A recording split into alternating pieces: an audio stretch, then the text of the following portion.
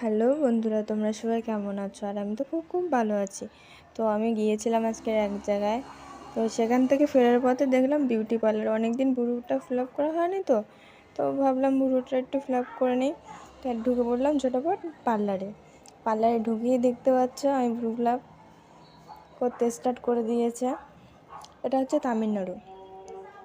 তো এতটা পরিমাণে লাগছে আমার ভ্রুতে, অনেক দিন করিনি না, ব্লেডে করতাম।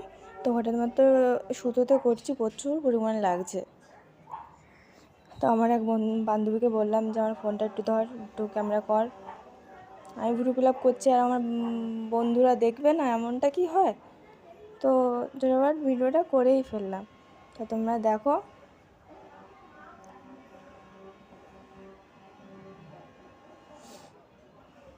বারে বারে বলছি ওই দিদিটাকে যে একটু আসতে পারো, আমার প্রচুর পরিমাণে লাগছিল। তো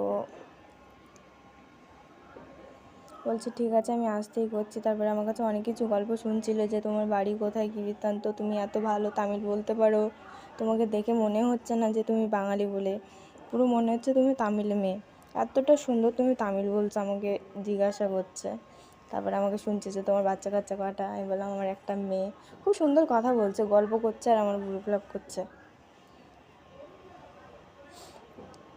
আমার বান্ধবী পুরো পার্লারটা ঘুরে ঘুরে দেখাচ্ছে তোমাদেরকে, দেখো।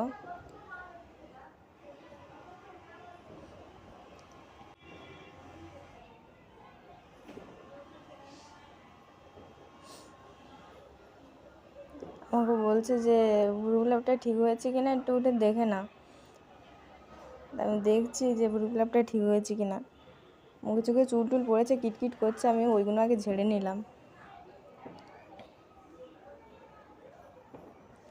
ধুলে নিয়েই তো আমি বলছি বাল কী জোরে লেগেছে আমার, গালাগালি দিচ্ছি আমি।